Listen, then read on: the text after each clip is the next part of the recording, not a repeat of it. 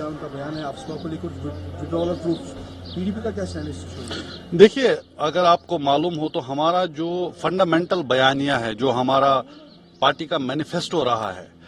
उसका तो एक बहुत ही अहम और अभिन्न अंग ये पॉइंट रहा है कि यहाँ पे अफसपा हटना चाहिए और जो सिक्योरिटी फोर्सेस हैं, जो आर्मी है, they should gradually move from the civilian areas and वो बैरक्स में जाएं और जहां उनकी जरूरत है, और ताकि इंसेंटिवाइज हो जाए,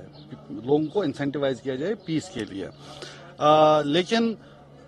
आज इन्होंने ये बात की है, हालांकि हमें ये भी मालूम है कि बीजेपी की लीडरशिप पहले तो वादे करती है, पहले कमिटमेंट करती है, बाद में बोलती है अरे वो तो एक जुमला था।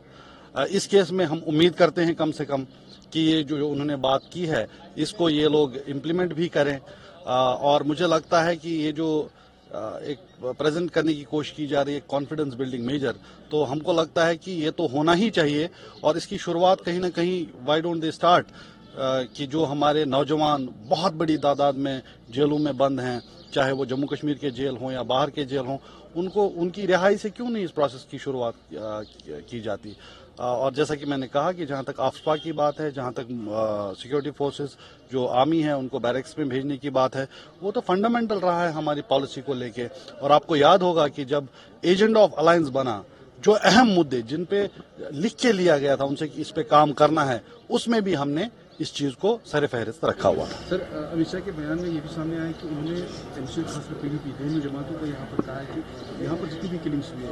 तो इसमें जो है यहाँ की रिजर्व पार्टीज का हाथ है, या हालात खराब करने में रहे। आर्टिकल 370 के बाद यहाँ पर जो हालात सामान्य हुए तो मोदी सरकार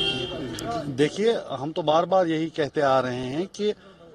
जो कब्रिस्तान की खामोशी है, जो सप्रेशन है, और उसको ये एक फॉल्स नैरेटिव ऑफ नॉर्मलसी बना के बेचना चाहते हैं। खुसूसन अब जबकि इलेक्शंस हो रहे हैं पूरे मुल्क में, अगर यहाँ इतनी ही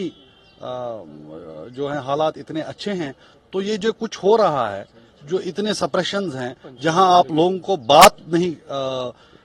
करने दी जा रही है, जहां कल ही आपने देखा कि यहाँ सरकारी मुलाजिम और उनके रिश्तेदारों तक के बारे में रिपोर्ट आई है कि अब वो भी बात नहीं कर सकते, गवर्नमेंट को क्रिटिसाइज नहीं कर सकते, तो क्या ये नॉर्मलसी के इंडिकेशंस हैं?